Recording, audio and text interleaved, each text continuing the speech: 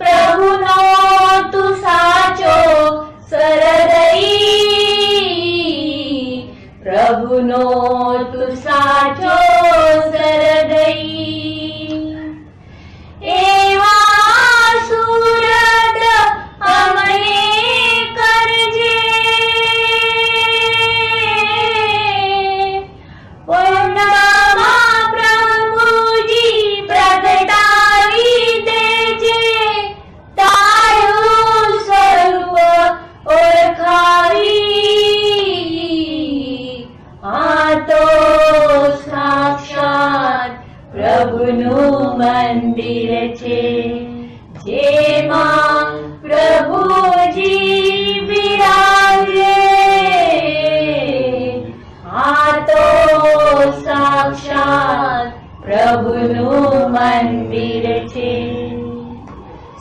સહજાનંદની સહજ અવસ્થા કેફ ને મસ્તી અખંડ વધતા જીવન ગીત પ્રસારે સૌ જીવને હાશ અર્પે ભરતી ને ઓટ હરર ને શોક સાજા સંબંધે ક્ષમતા પ્રભુતામાં સ્થિર થતા પ્રાપ્તિના મહિમા વિચારે કેવા તેના એક આધારે જીવતા તું કરી દેજે આ તો સાક્ષાત પ્રભુનું મંદિર છે જેમાં પ્રભુજી બિરાજે આ તો સાક્ષાત પ્રભુનું મંદિર છે સર્વસ્વ તારું પ્રભુની મૂર્તિ સ્વરૂપે સ્વયં રહ્યા વિચરી મૂર્તિ તમારા શ્વાસ મૂર્તિ તમારા પ્રાણ એથી અદકા ભક્તો છે વાલા ભક્તિમાં તું ગુલદાના ભૂલતો તું તારું ભાન તારા વાલાને વાલા માની તારા પ્યારામાં તને નિહાળી તારા જીગરમાં વસીએ આ તો સાક્ષાત પ્રભુનું મંદિર છે જેમાં પ્રભુજી બિરાજે આ તો સાક્ષાત પ્રભુનું મંદિર છે મંદિર બનાવી પધરાવ્યા તમને એક જ આશા એમાં છે અમને શબ્દોમાં કહું કેવી રીતે વાણી જ્યાં મૌન દિશે વીત્યા વર્ષો વીતશે કઈક રાહ સમયના જોશે પલભર એના ટકશે વહેલી તકે આ હૃદય મંદિરે કાયમ બિરાજો ને સુખિયા થઈને જીવતાને ધન્ય કરીએ આ તો સાક્ષાત પ્રભુનું મંદિર છે જેમાં પ્રભુજી બિરાજે ખીલવ્યો બગીચો ગુણાતીત જેને વનમાળી સાચા અહીં છે આ તો સાક્ષાત પ્રભુનું મંદિર છે જેમાં પ્રભુજી બિરાજે અક્ષરધામનું મધ્ય જ આ છે પ્રાણ જોગીના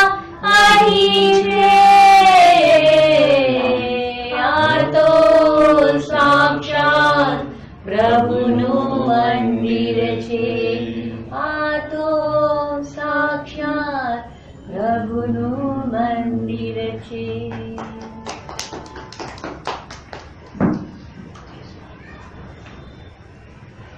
સહજાનંદ સ્વામી મહારાજ કી જય જય જય.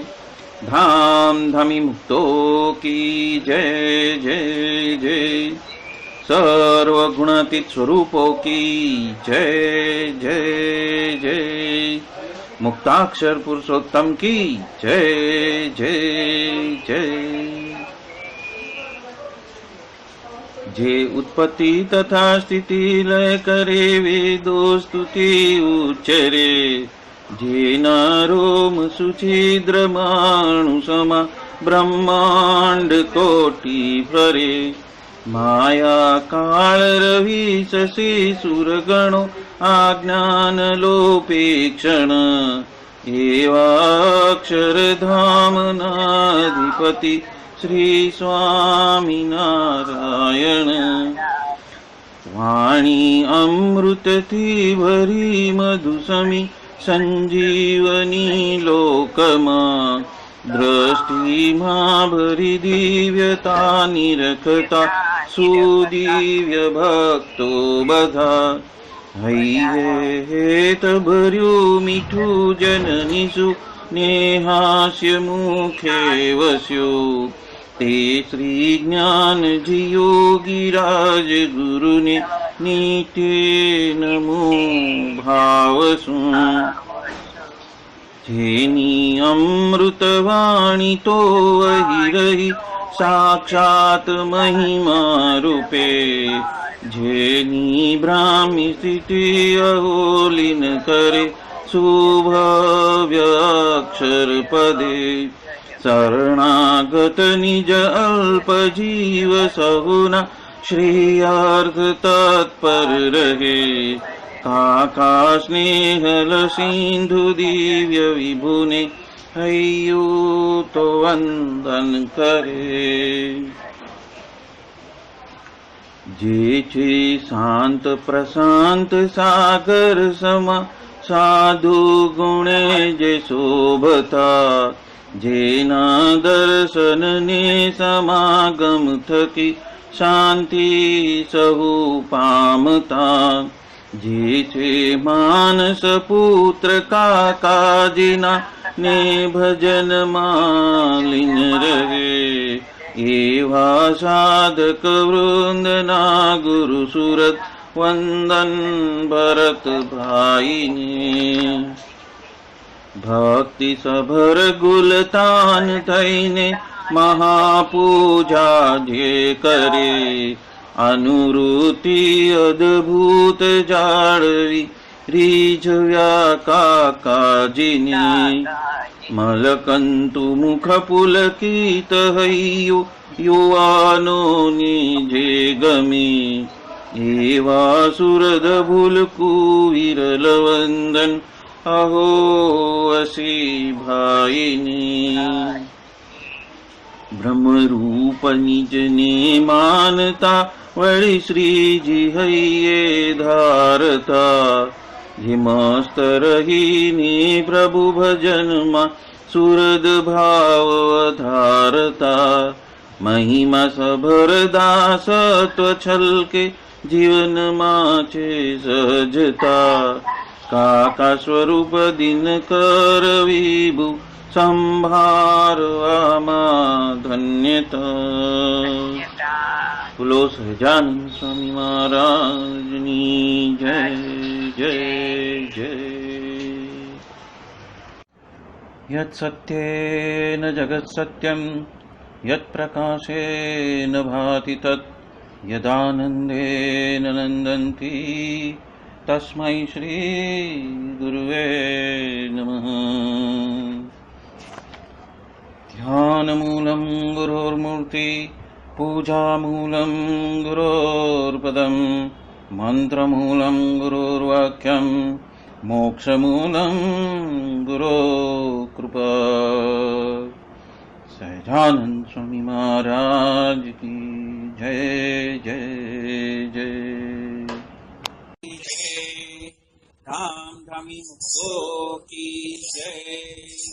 मालाड मंडल की आज हम फिर से पेज नंबर 241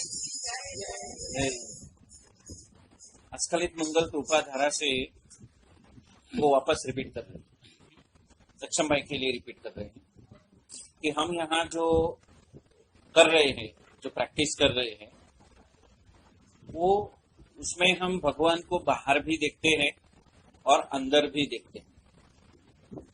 हमारी साधना सिर्फ बाह्य नहीं है, मतलब कि आंखों से, स्थूल आंखों से देखना, स्थूल कानों से सुनना, या तो अपनी जीवा से बोलना, तो वो हमारी साधना बाह्य की साधना है। हमें बाह्य की साधना में से अंतर की साधना में जाना है। इसलिए काकाजी महाराज ने जो योगी जयंती के दिन को जो मंगल प्रवचन किया था काकाजी ने, वो उसमें बात आती है प्रवचन नंबर 7। तो काका 7 पेज नंबर 241 है अस्खलित मंगल कृपा धारा। वहां पे काकाजी सबको याद दिलाते हैं कि हमें जो मिले हैं वो सर्वोपरि दिव्य साकार स्वरूप परम तत्व हमारे हृदय में अखंड है। ये कौन बोल रहे हैं? काकाजी बोल रहे हैं। तो काकाजी ने हमेशा, काकाजी हो या भरत भाई हो या वसी भाई हो या हमारे वचनामृत हो या स्वामी की बातें हो, उसमें जो सारांश लिखा है उसमें क्रिया नहीं लिखी। मतलब महाराज ने जो सत्संग करवाया वो शायद 2 घंटे का, 4 घंटे का, 6 घंटे का था, लेकिन उसमें जो प्रोसेस चला है वो प्रोसेस के बारे में नहीं लिखा। जो सारांश था वो सारांश 4 जन ने मिलके उसके सारांश को लिपिबद्ध करके उसका एक ग्रंथ बना के, मतलब कि हम उससे अवगत नहीं है कि हकीकत में उस दिन कितने घंटे का सत्संग हुआ। उस दिन सत्संग हुआ वो सबको मालूम, लेकिन महाराज इतने बजे बैठे, शुरुआत किया सत्संग का और वो सत्संग इतने घंटे चला, उसका कोई प्रमाण नहीं है। उसका कोई प्रमाण क्यों नहीं है? क्योंकि सब देहातीत हो जाते, और जो लिखने वाला था, जो सुनने वाले थे, वो सब जब क्रिया इनिशिएट होती थी, क्रिया, वो शब्द क्या है? क्रिया।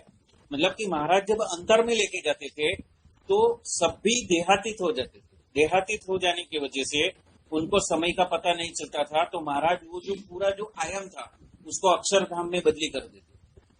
अभी अक्षरधाम में बदली करना मतलब क्या? महाराज पहले धारणा करवाते थे, जो शायद इसमें बहुत कम मेंशन किया है। वो हर एक भक्त को सबसे पहले यही हिदायत देते थे कि आपको देह से देह को देखना नहीं है, स्थूल से स्थूल को देखना नहीं है।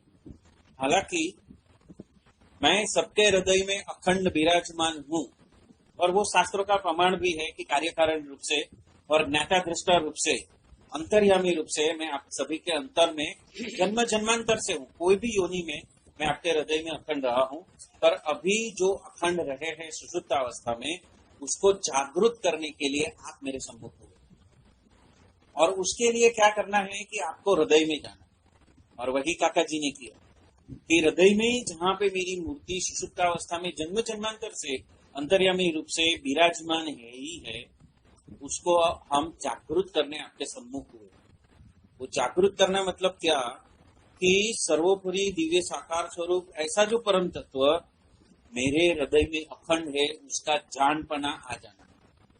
कि भगवान बाहर तो है, मैं जिसको देखता हूँ, जो प्रकट पुरुषोत्तम महाराज है, जिसको मैं आंखों से स्थूल से बाहर देखता हूँ, उसको अंदर मुझे स्थूल आंखों से नहीं देखना। वो दूसरी दिव्य आंख है, उससे मुझे अंतर दर्शन महाराज करवाएंगे। तो हमारी यहाँ की साधना क्या है? एक स्टेप आगे बढ़ रहे हैं हम, कि जो काका जी ने करवाया, जो मुक्तानंद स्वामी ने भी करवाया, जो गुणातीतानंद स्वामी ने भी करवाया, जो गोपालानंद स्वामी ने भी करवाया, और आज की डेट में दिनकर भाई और भरत भाई और वसी भाई करवा रहे हैं। लेकिन कहाँ पे करवा रहे हैं? जो स्पेशल आत्माएं हैं उसके ऊपर वो क्रिया कर रहे हैं, जो सुनने के लिए तत्पर है और जिन्होंने डेडिकेट किया है, जिनके पास में लक्ष्य है। लक्ष्यहीन भक्त को ये चीज नहीं बताई। जिस भक्त के पास में लक्ष्य है उनको ही भरत भाई ने, वसी भाई ने अपने शरण में लिया, और जब शरण में लिया तो उनको उस प्रत्यक्ष अपने हृदय में उनको उतार दिया। तो बाह्य देखना वो तो उनकी करुणा है, वो उनकी कृपा है, पर आत्यंतिक करुणा जिसको बोलते हैं उसको क्या कहते हैं कि दिव्य आंखों से और हमारे दिव्य कानों से हम हमारे अंतर से उनकी जो अनुभूति है उसको हम सुन सके और उनकी दिव्य मूर्ति को हम पहचान सके जो हमारे हृदय में है। तो वो कहते हैं कि हृदय में जहाँ पे धबक धबक होता है वहां उसके लिए आपको प्रक्रिया क्या करनी है, श्वास लो और निकालो। तो ये प्रक्रिया इनडायरेक्टली काका जी ने दे दी, कारण कि ये जो बातें हैं जो उन्होंने प्रत्यक्ष करवाई, चाहे गणेशपुरी में चाहे लोनावाला में, वहां पे जो प्रोसेस करवाई ना वो प्रोसेस इसमें नहीं लिखी, या तो वो प्रोसेस यहाँ पे रिकॉर्डिंग में ली नहीं, बल्कि एक्चुअल प्रोसेस हुआ है वो ये है कि हम जब सुबह 4 से 5 बजे उठते हैं तो हम अल्फा बीटा थीटा और गामा लेवल की किरणों का, ब्रह्म मुहूर्त का हम ब्रह्म स्वरूप बनने के लिए फायदा उठाते हैं। जो व्यक्ति के पास में लक्ष्य है वो 4 से 5 में उठ सकेगा और वो कार्य कर सकेगा। भरत भाई, वशी भाई, राजू भाई और कई लोग और कई भक्त दादर टेम्पल में पहुंचने के लिए सुबह 4 बजे निकल जाते थे, पहली ट्रेन पकड़ते, और जो 5 बजे वहां पे बैठते थे वो ध्यान करते थे। वो ध्यान सिखाया किसने? योगी जी। वो सत्संग किसका करने जाते थे दादर में? योगी जी महाराज। काका जी, पप्पा जी, राजू भाई, बाकी जितने भी साधु संत थे, हरिप्रसाद स्वामी जी वगैरह जो भी थे, वो दादर मंदिर में सुबह में 5 बजे जो योगी जी महाराज के दर्शन करने जाते थे, वहां पे कोई शब्द नहीं रहता, वहां पे सिर्फ दर्शन रहता। और वो दर्शन में योगी जी महाराज अंदर जाने को थे, मैं बाहर, आप जो मुझे बाहर ढूंढ रहे हो उसके बजाय आप मुझे अंदर ढूंढो, मैं अंदर हूँ, आपके साथ हूँ, वो प्रतीति करो, उसके बाद तो आपकी भक्ति शुरू होगी। तो वो लोग ने कर चुके हैं, लेकिन क्या है वो रहस्य, वो तांत्रिक रहस्य है जो किसी ने आज तक अनलॉक किया नहीं है, तो करवाया नहीं, जो यहाँ पे ऑलरेडी लिखा हुआ है। यदि आप मान रहे हो कि आपको कुछ करने की जरूरत नहीं है, सब कुछ हो गया है, पर मैं आपको क्लियर कट बता रहा हूं कि आपको सभी को सिर्फ देहाध्यास है, मतलब जो आज तक आप कर रहे हो सब देह होके देह की साधना कर रहे हो, कि यहाँ पे भी देह है वहां पे भी देही, देह होके देह को देख रहे हो, सत्पुरुष को भी देह देख रहे हो। तो इसीलिए कहते हैं कि इसमें से यदि आपको बाहर निकलना है तो स्मरण किया करो। तो आज का दिन ऐसा है कि उसका स्मरण करो, किसका? जो योगी जी महाराज में मिले हैं उस मूर्ति का हमें स्मरण करना है, ऐसा काका जी महाराज कहते हैं। और आपको कबूल करना चाहिए कि मुझे दूसरे का कुछ भी देखना नहीं। यदि मैं यहाँ पे बैठा हूँ, योगी जी महाराज ने जो क्रिया दी है, तो वो बाजू वाला क्या कर रहा है वो मुझे नहीं देखना, मेरे आगे वाला क्या कर रहा है वो मुझे नहीं देखना, वो कर पा रहा है, उसका हो रहा है नहीं हो रहा है वो मुझे नहीं देखना। मुझे क्या देखना है, मेरा श्वासोश्वास में मेरा फोकस है कि नहीं, और वो फोकस करते करते मेरी आंखें बंद है कि नहीं, फिर वो आंखें बंद करने के बाद में मेरे हृदय में जो धबक धबक होता है वो धबकारा मुझे सुनाई देता है कि नहीं, और वहां पे जो बाह्य मूर्ति जो योगी जी महाराज मेरे सामने बैठे हैं वो अंतर में मुझे प्रतीत हो रही है कि नहीं, उसकी प्रैक्टिस यहाँ पे बताई। तो कुछ बातें बहुत लोगों ने गौण कर दिया, और ये बात आजकल दिनकर अंकल ने वहां पे आज से 1 साल पहले अमेरिका में चालू करवाया। इवन कुंडली शक्ति के चक्रों के बारे में भी चालू करवाया दिनकर भाई, गुरु जी ने भी चालू करवाया। जो आज से 1 साल पहले जो उनकी शिविर हुई थी, अनुष्ठान शिविर, उसमें उन्होंने ये सब बातें लिखी, गुरु जी ने भी लिखी। तो आप मानो ना मानो, आपको उस प्रोसेस में से पार होना है तो ही आप अनुभूति जान सकोगे। सत्पुरुष की अनुभूति यदि जाननी है तो आपको हृदय में, भौतिक हृदय में, स्थूल हृदय में जहाँ धबक धबक होता है वहां पे आपके होश बढ़ाने पड़ेंगे।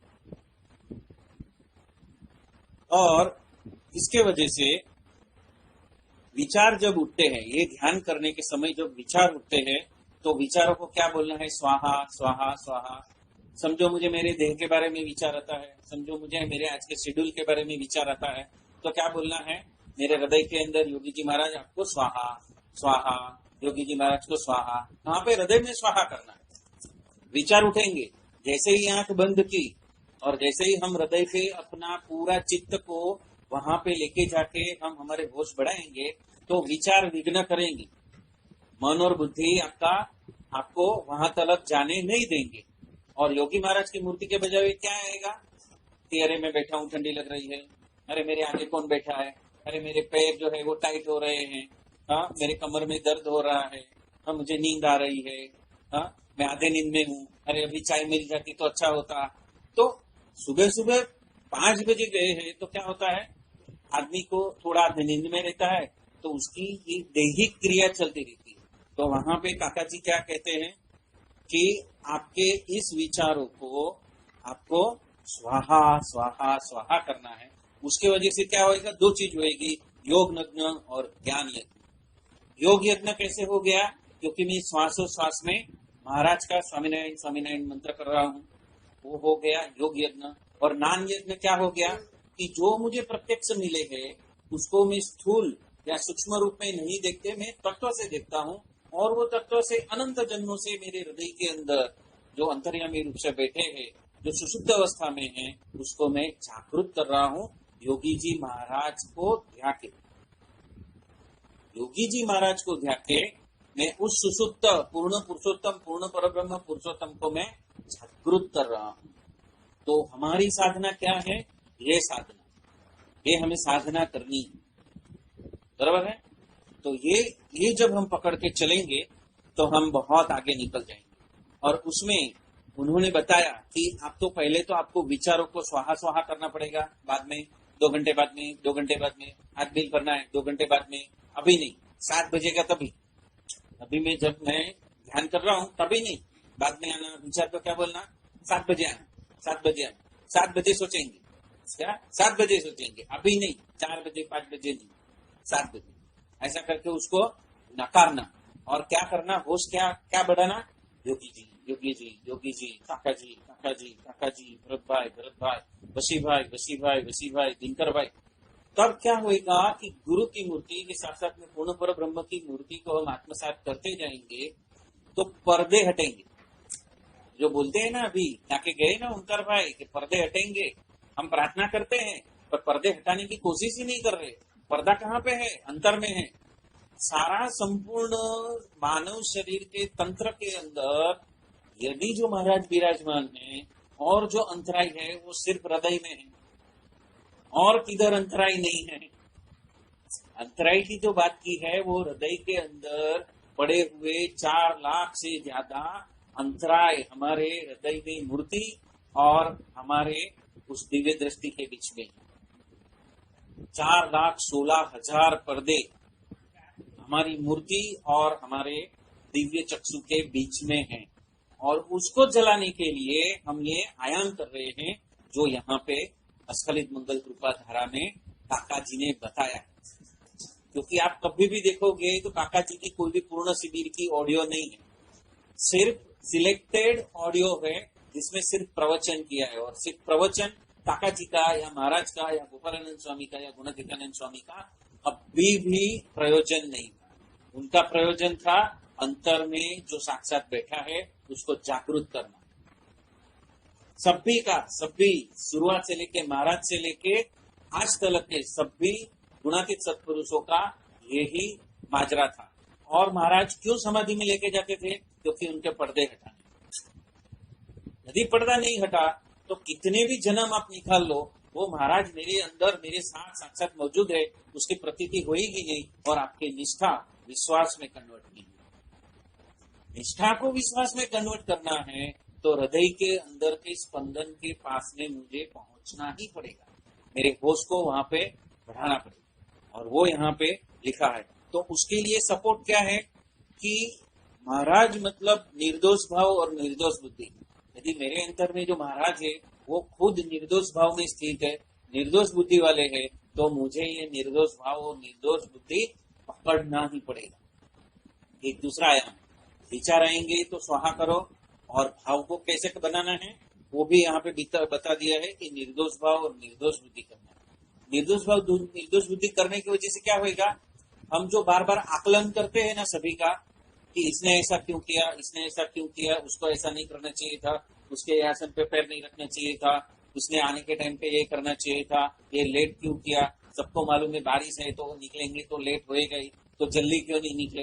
ये जो बुद्धि जो अंदर काव काव करता है, ये जो बुद्धि का काव काव यदि बंद करना है और मूर्ति के पास में जल्दी से पहुंचना है तो निर्दोष बुद्धि चाहिए। निर्दोष बुद्धि होएगा तो ये आकलन बंद हो जाएगा, सही गलत की धारा बंद हो जाएगी, तो हम उस भाव में बहना बंद हो जाएंगे। और जितना बाह्य बहना बंद होएगा उतना हम अंदर की ओर हमारा प्रगति में हम अंदर और अंदर और अंदर और अंदर और अंदर गहराई में उतरते ही जाएंगे।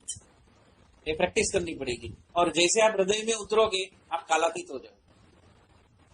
आपको काल कर्म माया प्रारब्ध से बाहर उठना है, और यदि आप हृदय में गए हैं तो आपका कोई बाल बाका नहीं कर सकता।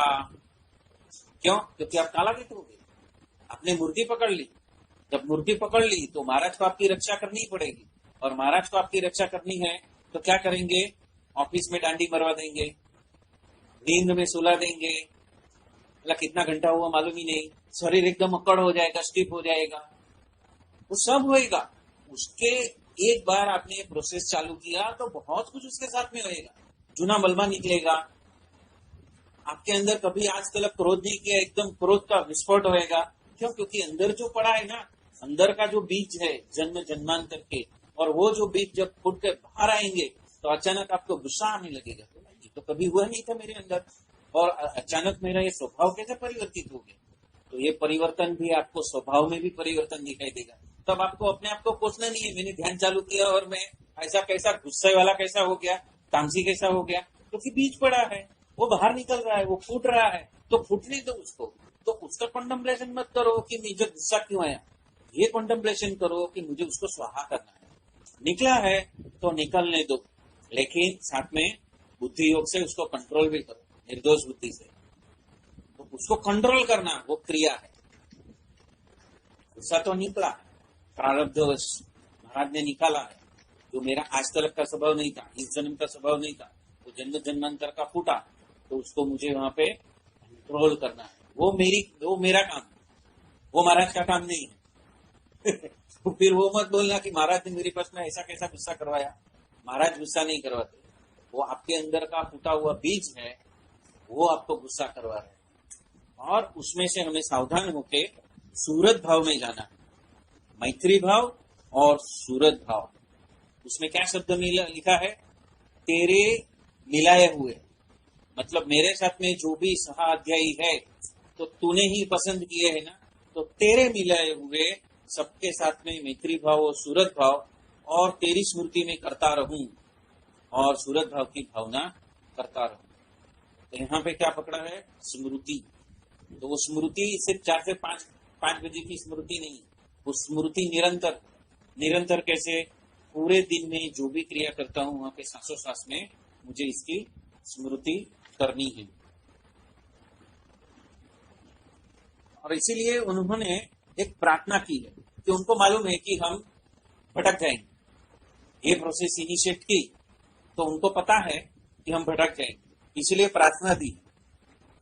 वो प्रार्थना क्या है कि हे अंतर्यामी, हे सर्वज्ञ, मैं आपको दिव्य नहीं मानता हूं। ये जीव की भटाई है।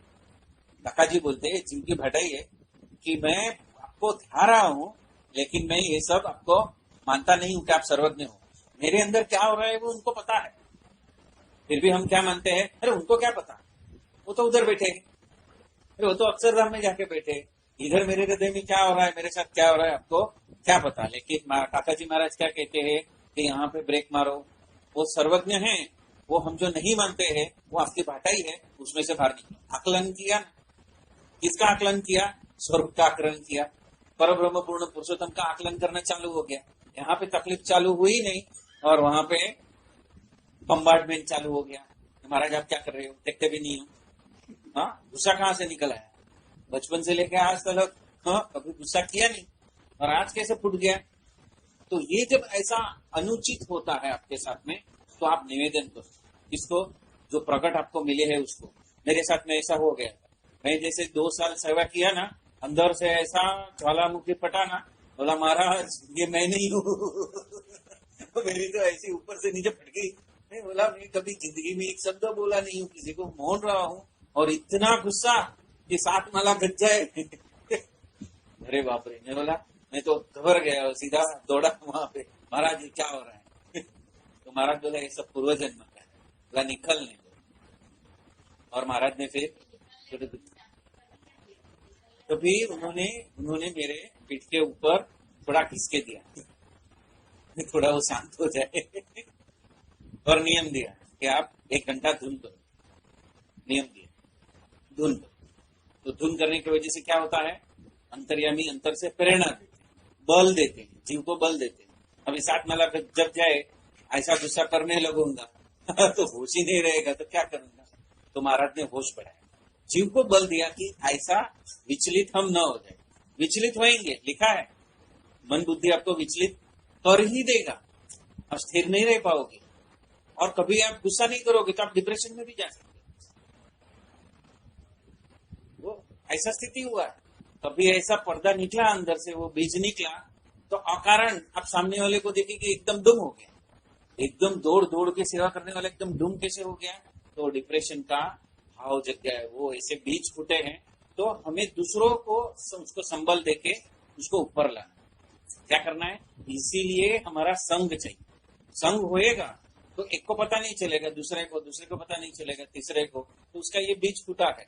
तो वो जो बीज फूटा है तो वो तो ऐसे ही बिहेव करेगा ना, उसमें बह जाएगा। तो वो जो बह नहीं जाए उसके लिए उसको इंकरेजमेंट दो, नहीं चलो आगे आओ, धुन करो, भगवान का भजन करो, सब निकल जाएगा, सब अच्छा होगा। क्या है, जन्म जन्मांतर का निकलना है ना, तो वो भी निकलेगा ना।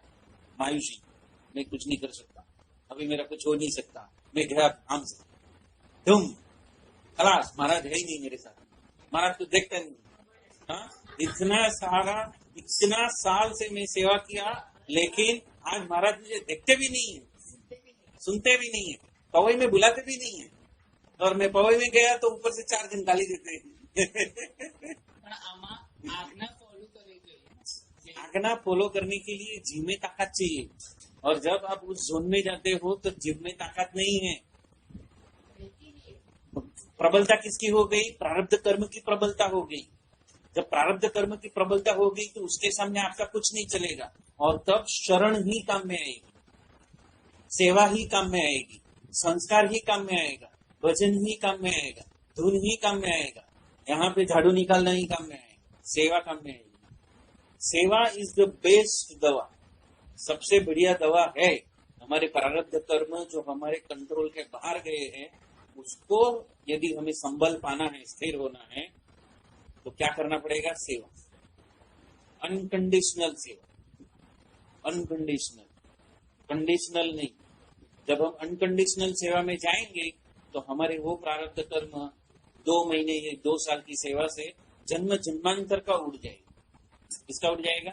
जन्म जन्मांतर का वो जो दोष है वो निकल जाएगा। महाराज कहते हैं कि हमें आपको प्रार्थना करनी है कि हम तो आपके भूल के हैं, तू हमें माफ कर और हमें निभाना। और अब तक तो निभाया है, तो हम आपके बालक, आपको हमने माना है, तो हम हमारा अभी जो हुआटा है वो छोड़ दें। मतलब कि बुद्धि का जो आकलन है ना, वो छोड़ना पड़ेगा। अच्छों की फट जाती है, पूरी जिंदगी भर सेवा की, और जब बुढ़ापा आया घर में बैठने का, तब ऐसा प्रारब्ध फूटा कि हालत खराब हो जाता है। बोला ये पूरी जिंदगी ये आदमी ने किया, उसका क्या हुआ? दूसरे लोग आकलन करके आपकी पत्थर ठोक देते। बोला देखो ये आदमी ने पूरा जिंदगी भर गुरु की सेवा की, घर बार कुछ देखा नहीं, धंधा बंधा कुछ देखा नहीं, और जब उसकी अवस्था आई तो उसकी ये हालत है। पर उसको मालूम नहीं है कि भगवान ने उसको कृपा किया है, उसके हाथ से सेवा हो जाए, इसके लिए तब तक जब तक उसके पास में ताकत थी तब तक उसके पास से सेवा ले ली। अब जो बुढ़ापा में उससे सेवा नहीं होएगी, तब जाके वो प्रारब्ध कर्म निकाला, ताकि वो बैठ के आराम से एक जगह पे बैठ के किसी का अभाव अवगुण लिए बिना वो भुगत के पार हो जाए। तो हर स्थिति में हमें क्या करना है, वो प्रार्थना बताइए कि आज तलक निभाया है, आगे भी आप हमें निभाना, और तेरे संबंध के वजह से हम सनाथ ही है, हम अनाथ नहीं हो गए। हम आश्रम में थे, घर पे बिठा दिया, उसका मतलब ये नहीं कि आज हम अनाथ हो गए, सनाथ ही है, तेरे साथ में ही है, और ये तेरे साथ में है, उसका प्रतीति सिर्फ हृदय में हो सकता है। ये यहाँ पे काका जी महाराज बता रहे हैं।